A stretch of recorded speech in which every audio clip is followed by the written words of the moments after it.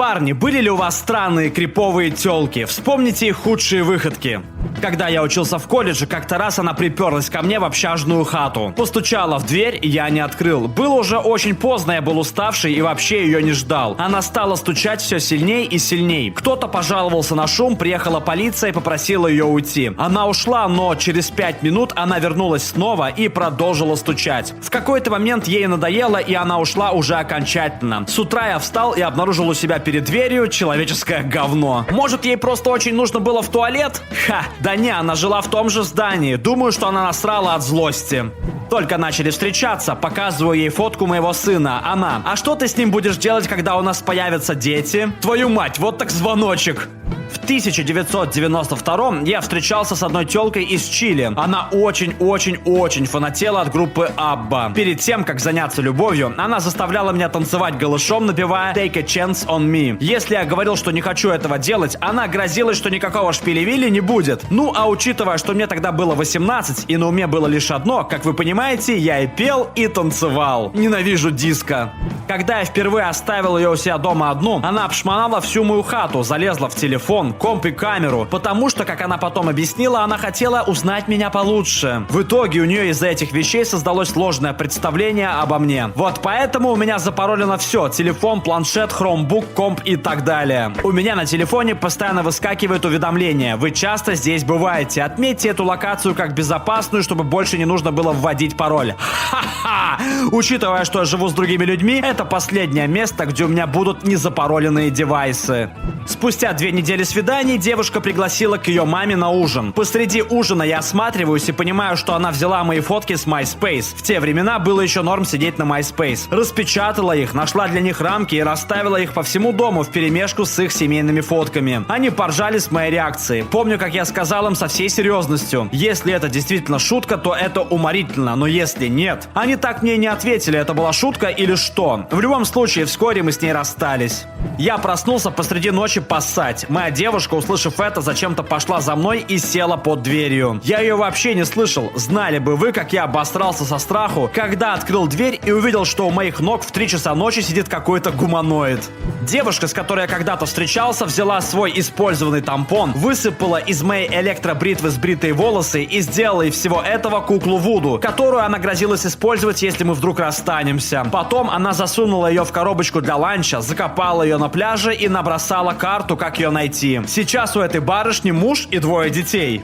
Работаю очередную смену у нас в кафе. Ни с того ни с сего ко мне подходит коллега и заявляет, что она рассталась со своим парнем, чтобы быть со мной. Причем сказала она это так громко, что ее услышали наши повара, менеджер и 2 посетителя. Прикол в том, что я ее практически не знал. Мы работали с ней буквально месяца 4, и то у нас были разные смены. Мы с ней редко контактировали и почти не общались. Я даже не знал, какая у нее фамилия. Да, я тогда был активным малым, но на работе я всегда был на своей волне и ни с кем не общался. У меня была еще такая мысль, может, она просто решила приколоться, или рядом где-то ее парень, и она решила его позлить, но нет. После той смены я вернулся домой, а у порога стоит она, да еще и с чемоданом. Понятия не имея, откуда у нее был мой адрес. Я сказал ей, что ей лучше поехать домой. На следующий день она уволилась. Все это было крайне странно. Потом меня 2 раза приглашали в кабинет к менеджеру, где я объяснял, что вообще не врубаюсь, что происходит. Потом через неделю к нам со своими 2 дружками приехал ее парень, или бывший парень, и отхерачил меня на парковке, когда я собирался домой. Я до сих пор до конца не понимаю, что это была за хрень.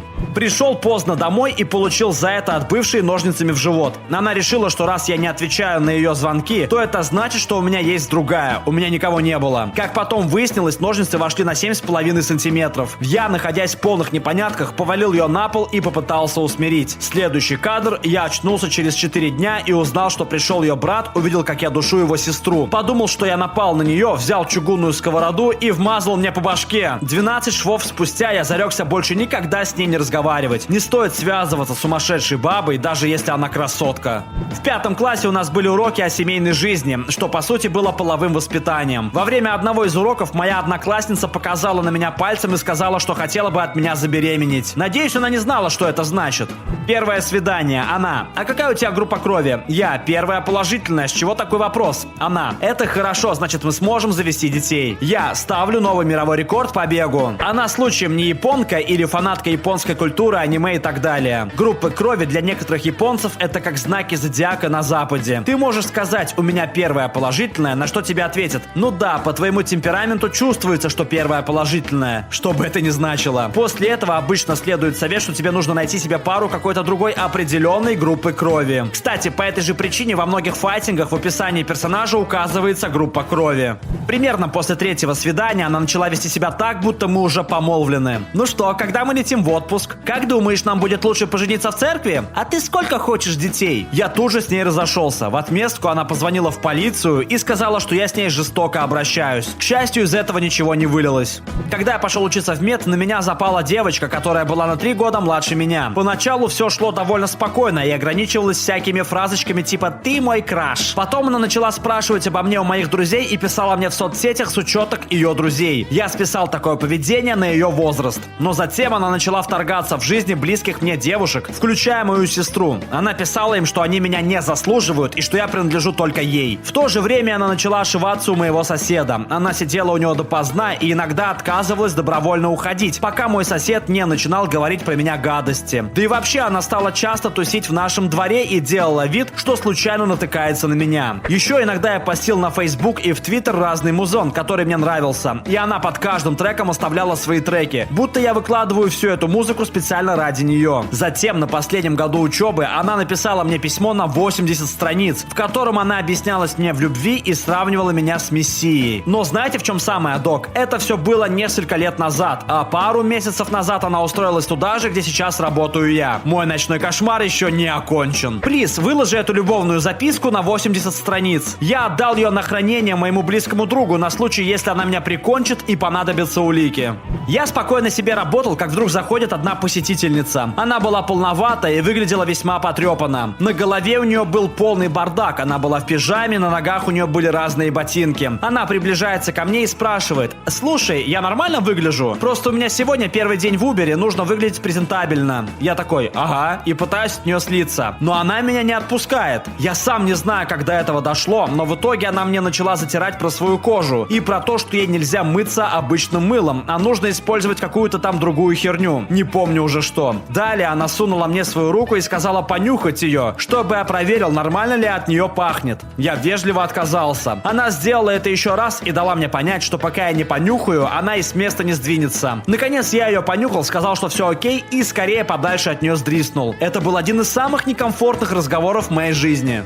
Несколько лет назад встречался с художницей. Один раз сижу, и тут вдруг приходит оповещение из инсты, что она отметила меня на своей фотке. Ну, думаю, гляну, что там. На фотке она сидела в костюме кролика и писала картину, на которой она отрезает мне причинное место. Я захожу к ней в истории и вижу, что она реально в этот момент пишет эту картину в костюме кролика. Изменено. Кстати, у меня есть скрин из ее истории, лицо ее замазал. Познакомился в баре аэропорта с одной красоткой. Поболтали минут 20, все было очень мило. Мы немного пофлиртовали, после чего я направился на свой рейс и улетел, немного жалея, что не взял у нее номер, но все быстро забылось. Проходит пара недель. Она стоит перед моим домом в 10 вечера и стучит в дверь. В общем, каким-то образом она нашла меня через Facebook. И казалось бы, в этом нет ничего такого, но прикол в том, что я не заходил на Facebook и не видел ее сообщений. В итоге здравый рассудок подсказал ей, что нужно разузнать мой адрес и прилететь ко мне. К тому моменту я о ней вообще уже забыл, но так как она оказалась в моем городе из-за меня, а денег у нее особо не было, пришлось приютить ее у себя. Все прошло не так плохо, однако я чувствовал себя дико неловко. Да, она была клевая и привлекательная, но как-то это было все слишком странно. Если бы она написала мне письмо или дождалась, пока я прочитаю ее сообщение на Фейсбуке, скорее всего, мы были бы уже женаты. К сожалению, я не смог смириться с таким жестким сталкингом. Кто-то, с кем ты познакомился где-то в пути, высадил тебя через интернет, прилетел в твой город, приехал к тебе на хату и напросился пожить у тебя несколько дней. Да тут попахивает запретом на приближение. А в кино нам говорят, что так выглядит настоящая любовь.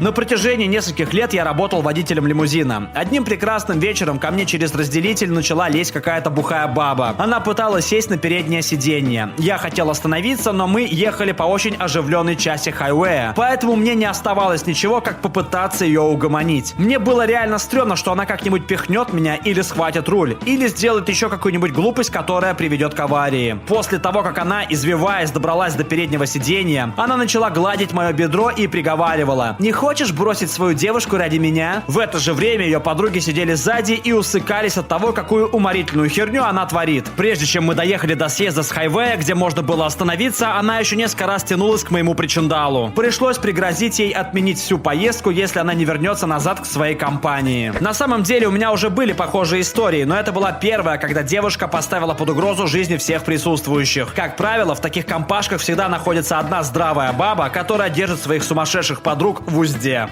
Большое спасибо за просмотр. В комментариях под видео, парни, напишите, были ли у вас странные криповые тёлки, и вспомните их худшие выходки. А после этого не забудьте посмотреть наши другие видосы. Пока!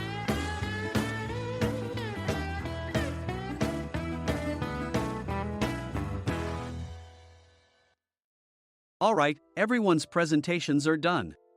Nick, the manager, said as he tried to move the discussion forward. Excuse me, I haven't. I recently found out something. Nick interrupted me and began to speak.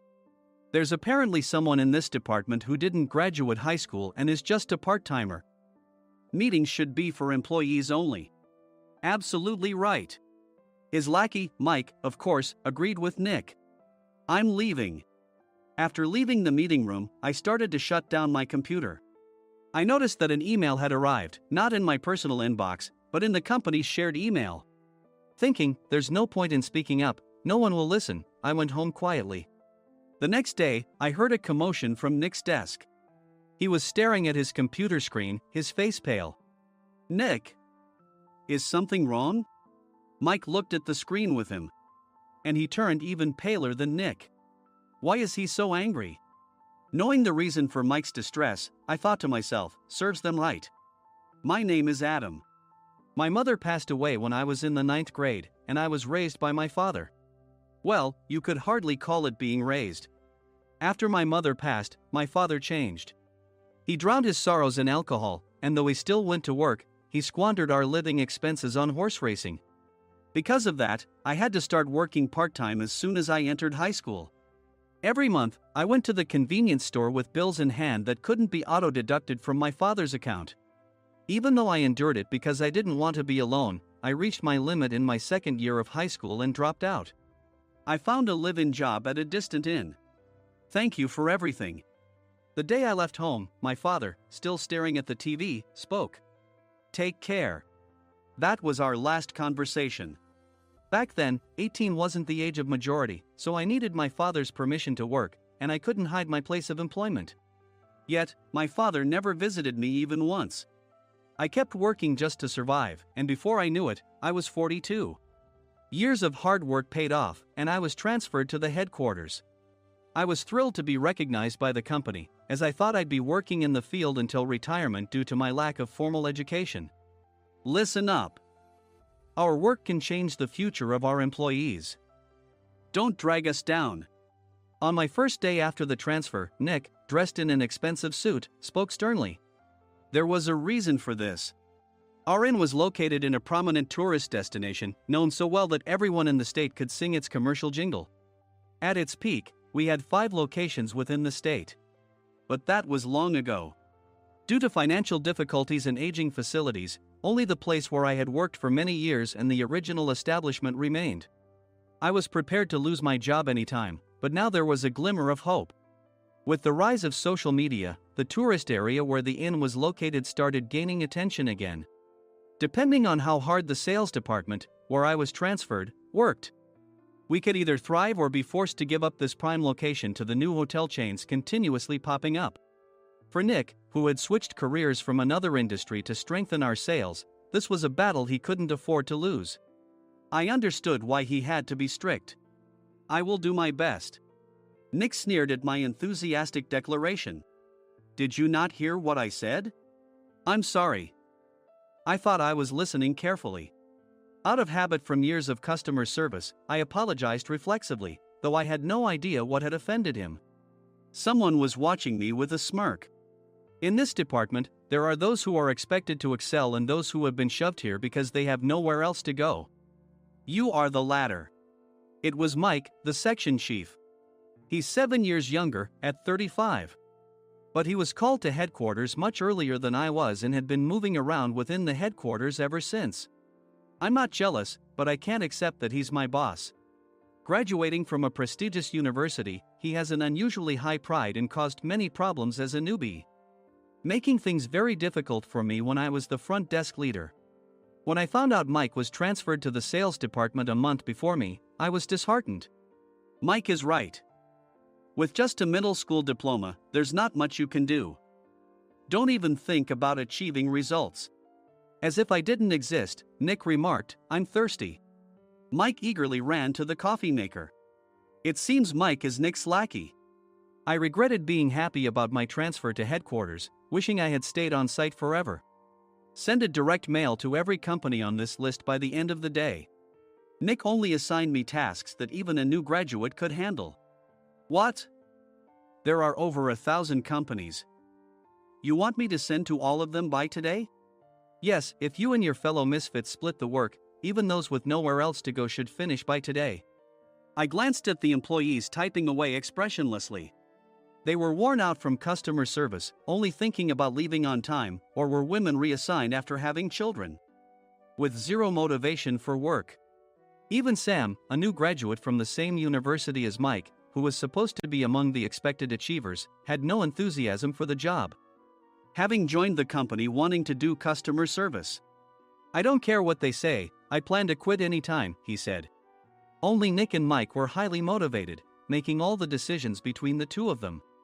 I originally only wanted to work at the inn to survive and had no particular attachment to this job. I swallowed my words, thinking I had no right to reprimand them. About a month after the transfer, Nick told us with a frustrated look, "To commemorate the 50th anniversary, we've decided to create a plan exclusive for one group per day." Originally, Mike and I were supposed to come up with it, but our president, Mr. Thompson, insists on hearing everyone's opinions. "So, you all get a chance." As Nick explained, Mike began handing out prints. "Make sure not to embarrass Nick. If your ideas are half-baked, you'll have to redo them." It seemed that they had printed his handwritten notes by Mr. Thompson, which included several questions and a section for free responses. It made sense why Nick had to seek our input, given that all responses had to be submitted to Mr. Thompson. We were given a week to think about it, and a meeting was scheduled to compile our ideas. My plan is to let guests enjoy both the old and modern America. Nick began the presentations. Guests would watch a master confectioner at a nearby traditional sweet shop make sweets in front of them. The welcome drink would be premium tea in a bottle. Nick's plan was certainly attractive. After his presentation, Nick called on us to present in the order we were seated. Just as I stood up for my turn. "All right, everyone's presentations are done." "Excuse me, I haven't. I recently found out something." Nick interrupted me. "There's someone in this department who didn't graduate high school and is just a part-timer." He was likely talking about me. I joined the company as a part-timer and was made a full-time employee when I turned 20. That was 20 years ago, so Nick and Mike probably had no chance to know until recently. Meetings should be for employees only. Absolutely right. After that, Nick kept creating opportunities to solicit everyone's opinions, purposefully excluding me from speaking. The meeting unexpectedly heated up and went past the scheduled end time. A few people asked to leave, and the discussion continued with the remaining few. "Still here?" Normally, you'd leave in that situation. Though I had no attachment to the job initially, hearing kind words from customers made me want to make them happier. For someone like me, with nowhere to go, the inn was my home and customer service was my life. I felt pathetic about my current self. "I'm leaving." I left the conference room and started shutting down my computer. I noticed an email had arrived, not in my personal inbox, but in the company's shared email. Thinking no one would listen to what I had to say anyway, I quietly went home. The next day, while preparing the DM as instructed, I heard a commotion from Nick's desk. In his haste to stand up, he hit his knee on the desk. He stared at his computer screen, his face pale. "Nick, what's wrong?" Mike, thinking he should be the first to rush over, approached Nick while still wearing his coat. He peered at the screen with Nick. And he turned even paler than Nick. Why is he so angry? Who is responsible for this company?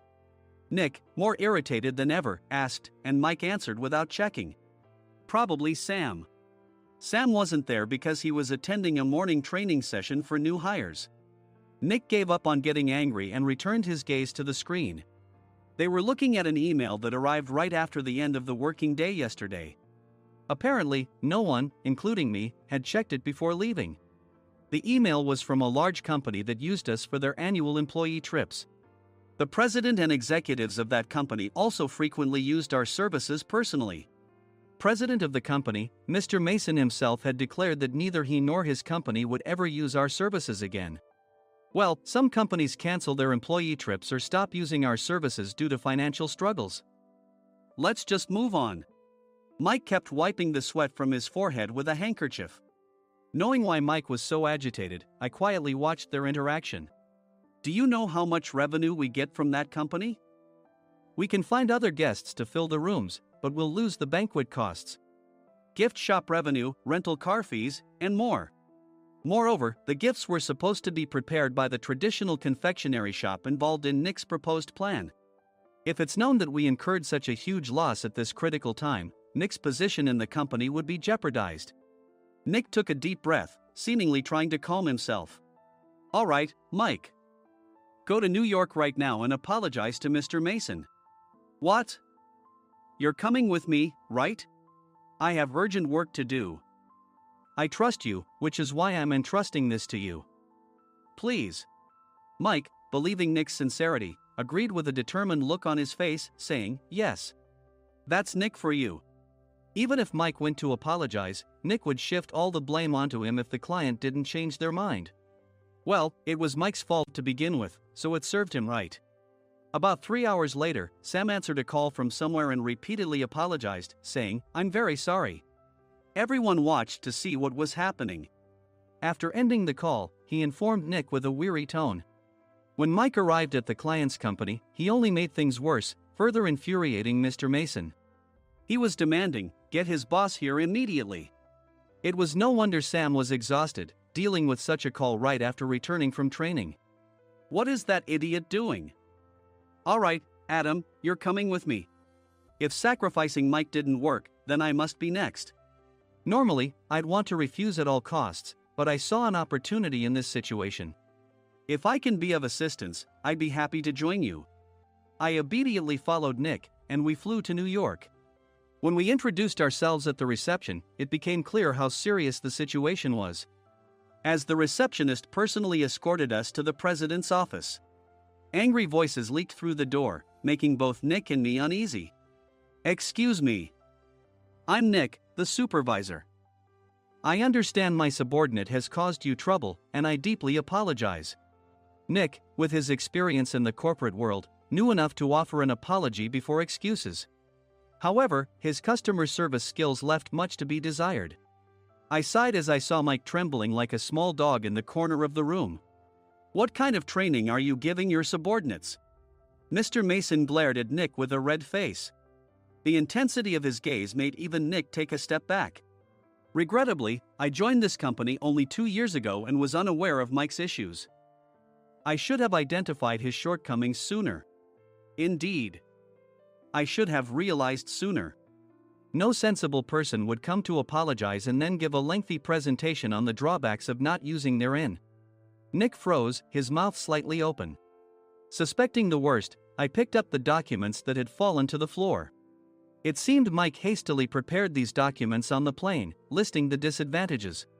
Disadvantage 1: if you change the venue for the company trip, employees might suspect it's for cost-cutting reasons, leading to a negative impression. Reading it aloud half-jokingly, Nick snatched the papers from my hand and checked the contents with a furious expression. Among the stack of documents was a receipt from a nearby convenience store's copy machine. I felt a pang of dread, hoping he hadn't shown the receipt as well. What do you think he said when I asked what kind of nerve he had to do this? I'm very sorry. Faced with the dire situation, Nick must have thought there was nothing left to do but apologize. In a voice smaller than I'd ever heard from him, he uttered words of apology. He said, I'm a Harvard graduate. I don't believe I said anything wrong. Mike, what have you done? Forgetting his plan to pin the blame on Mike, Nick yelled loudly, even in front of Mr. Mason. I didn't do anything wrong. You're still saying that?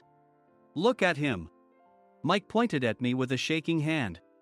I was assigned to headquarters in my 20s and now I'm a section chief. This guy only made it to headquarters at 42. Everything I've done proves I was right. So why are we losing the contract? Having said his piece, Mike collapsed to the floor. Of course. You were sent there because you had nowhere else to go. Mike never expected to hear such words from someone he looked down upon. He lunged at me, and Nick hurriedly stepped in to stop him. Mr. Thompson told me Mike is a quick thinker, and to take good care of him. There's no way he was pushed aside. Don't make things worse here. He didn't say quick thinker, he said only quick-witted, didn't he? I don't remember that part. I recalled the many troubles Mike caused when he was a newbie. When Mike was on the front line, his pride was so high that he never apologized to customers. Customer service, especially in our job, doesn't work alone. It brings both good and bad situations. If the front staff or housekeepers made mistakes, or the cleaning company didn't properly clean a room, one had to apologize to the customers regardless of personal fault. Mike, in such situations, would never apologize, insisting he wasn't at fault. This often angered customers, and as the front desk leader, I frequently had to apologize on his behalf. He caused complaints and disrupted operations, which is why he was quickly moved to headquarters. In departments where he didn't interact directly with customers, his quick thinking was beneficial and things went well. But it seemed his flaws were starting to show. Corporate reservations are supposed to be entered into the system by the sales representative. But a quick check yesterday revealed that more than 10 items were missing from the client's reservation. The handover document clearly stated what needed to be prepared. Why didn't you enter it into the system? Why do we have to give them special treatment? Filling rooms near the banquet hall, setting up all the food in advance. Specifying the brand of wine, they're too demanding. No wonder he always angered customers, I thought, feeling a headache coming on. Grouping them in rooms near the banquet hall is for our benefit too. It makes it easier for the staff to set up beds and serve breakfast since everyone's schedule is synchronized. As for the other requests, Mr. Mason suggested them to lighten our load. I didn't know that. Nick finally seemed to realize that Mike was the one who had angered the client. What did you say to them? I just told them we wouldn't give them special treatment anymore. We shouldn't waste effort on things that don't bring in money. I was utterly exasperated at his lack of understanding of customer service. Of course, we shouldn't comply with unreasonable demands.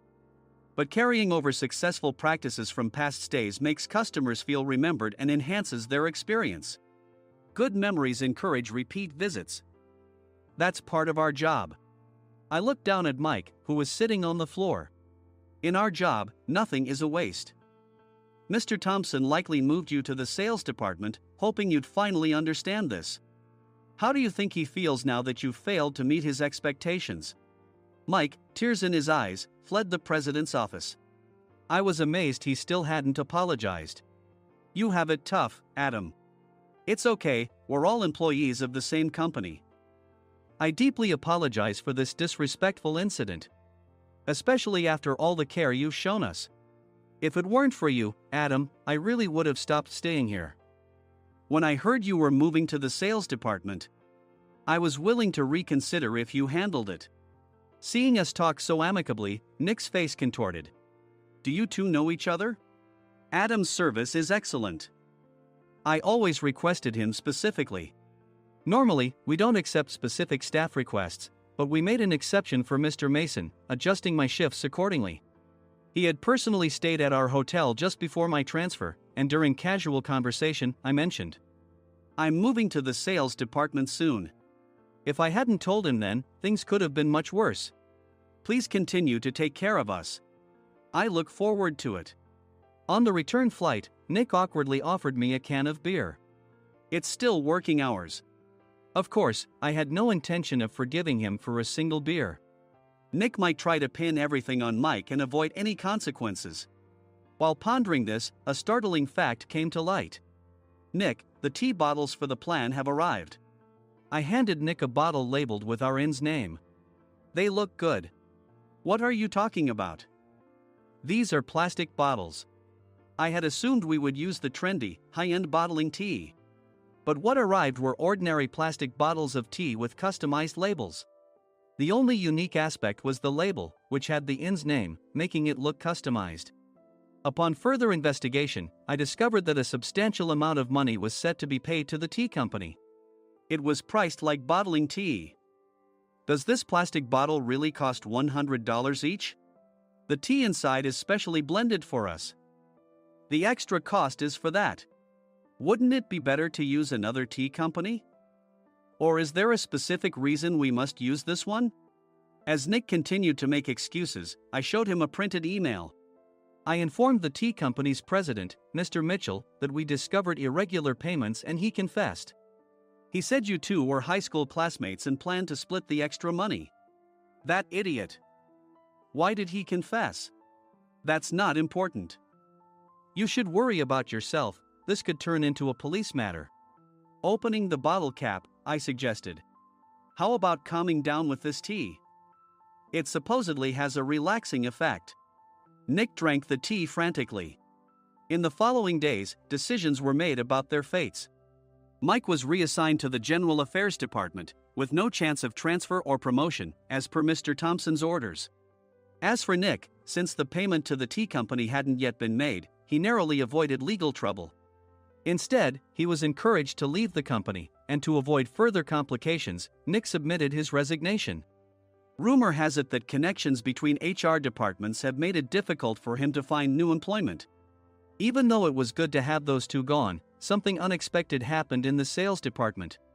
Everyone became motivated and united in refining the 50th anniversary plan. In the end, my plan was adopted. We collaborated with the Tourist Information Center to provide personalized guides. The plan, tailored to the number of guests, was truly special for the 50th anniversary. Hey, is Adam's family coming to stay?